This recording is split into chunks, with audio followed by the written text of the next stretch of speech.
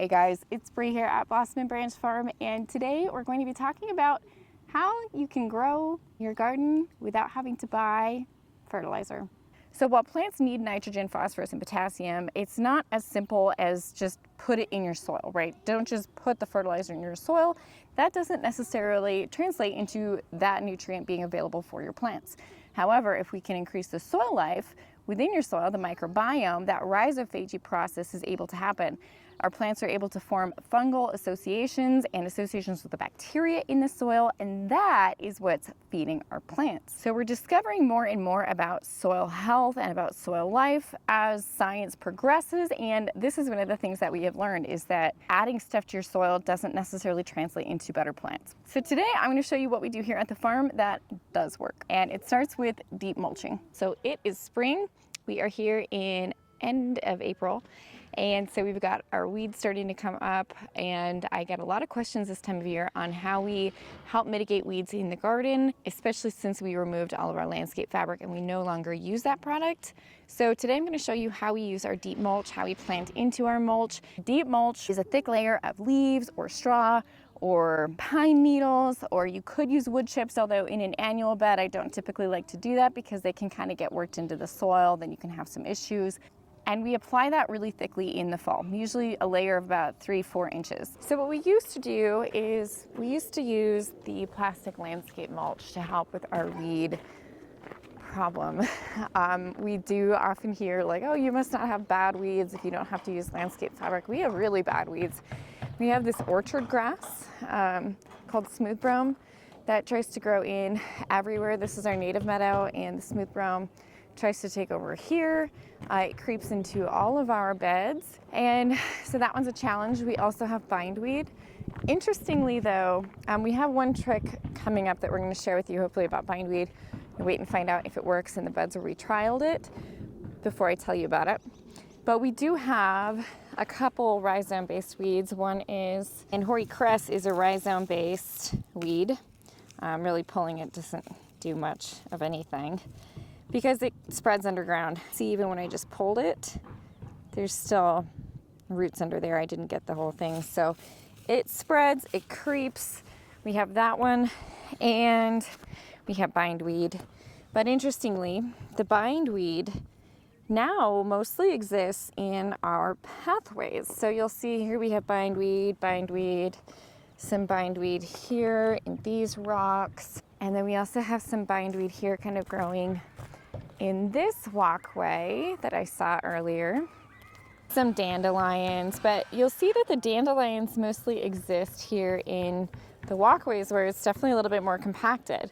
So because we do permanent walkways, this area where we walk on tends to be much more compacted, and that's where it seems like this bindweed tends to hang out. So you can see there's some here and here. Now all around the field you can see these big bags of leaves, and these were brought to us in the fall. We every year in the fall take donations of leaves from our neighbors, from various landscapers. We just make sure that they don't contain leaves that have been treated with any pesticides. So trees that have been treated are usually not welcome, and so they kind of look ugly. I let them just sit around the field over the winter, and in the spring I dump them out. So with our deep mulch system that we're now using to replace landscape fabric, the idea is that we're creating a thick layer of organic matter that sits on top of the soil that does two things. One, it helps prevent weeds from blowing in and germinating, and two, it helps add organic matter to the soil. So one of the downsides of using landscape fabric is that it doesn't do anything for the soil, really. It doesn't amend the soil, it doesn't provide organic matter,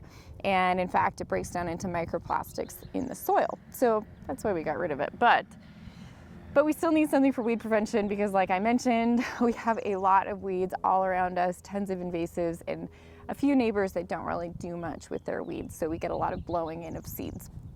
So our deep mulch is what we do. Typically in the walkways, I like to use something that has a higher carbon to nitrogen ratio. So usually that's something like wood chips.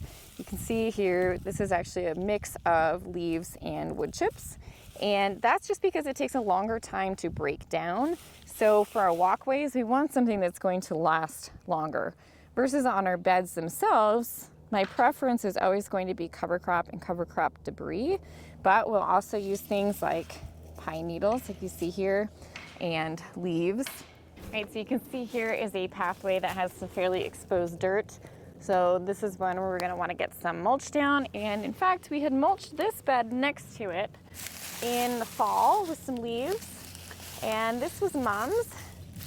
And I'm going to move just some of that off of this bed and into the walkway here. I don't want, because this is a little bit too thick of mulch on this bed. So I'm just going to scoop some of this mulch right here into my pathway.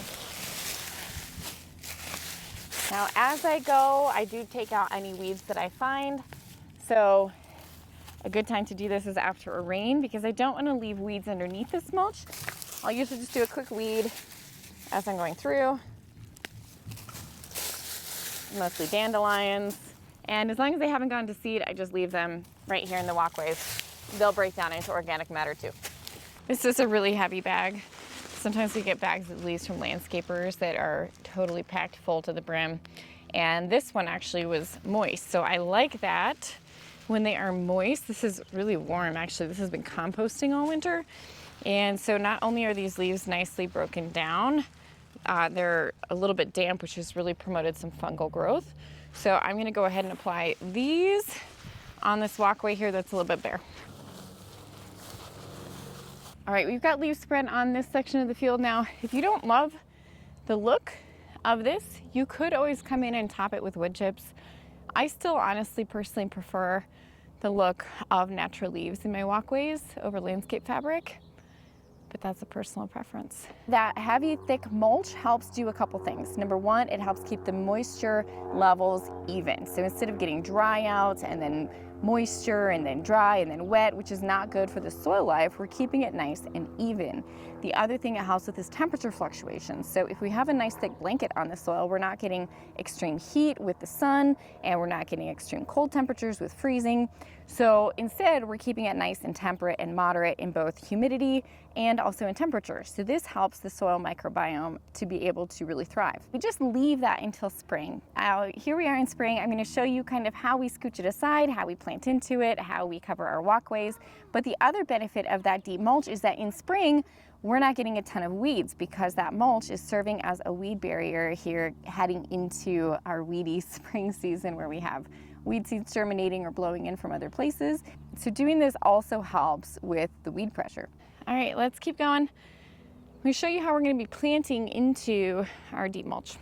So over here, this bed last year was snapdragons, I believe.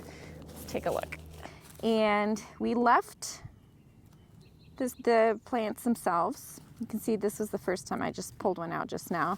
But I actually prefer to leave those in, these stems, because what these stems do over winter is they help provide a little mat to help keep these leaves in place. So I like to use a smaller leaf applied in the fall as a deep mulch. And that way you can see in this bed that's had this mulch, this leaf mulch on it, there's really no weeds that have started to germinate, because there's such a nice thick mulch layer on top of the bed.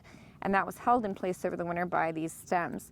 The other benefit of keeping these stems in the soil is that we have some organic matter. There's some bacteria and microbes that hang out around these roots even when they're dead.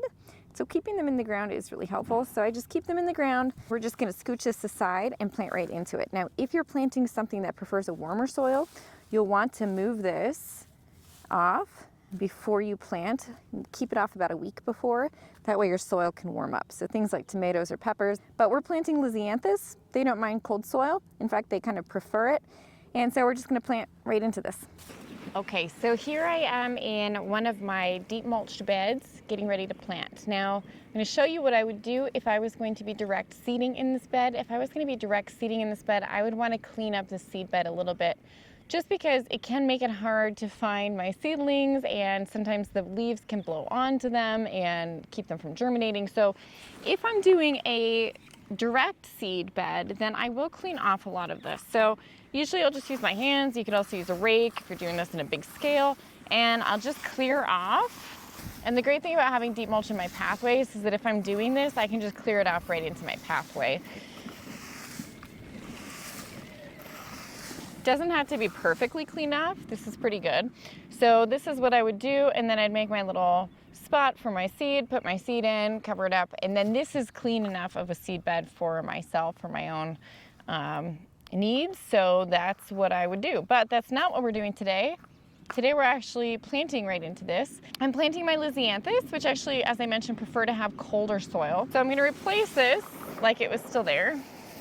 So you can see how I do this. So if I'm planting into this, I mentioned I just scooch it aside. So usually what I do is kind of a little section at a time. I just scooch it aside. I'm going to mark out my spacing for my lizzies here. Just going to do this pretty quickly. And I'm just doing this here where I've kind of cleared off some of the mulch, so I'm not really mixing the mulch into the soil itself. It's staying on top. Now I am using this, I like to use a little mycorrhiza when I'm planting. This one is from Bigfoot, and this is called a transplant root inoculant. So I'm just taking a little tiny pinch and putting it into each hole, just to help kind of bolster that soil life activity right from the get-go. And then I also do a dip typically. So I like to do mix a little bit of this into some water. So I've just mixed some of this mycorrhiza into this water. And then I'm just gonna dip my seedlings into that mix. And that not only helps saturate these plants with water and make sure that they're not gonna dry out after planting, it also helps to make sure that there's kind of some mycorrhiza, some microbes all up next to the roots.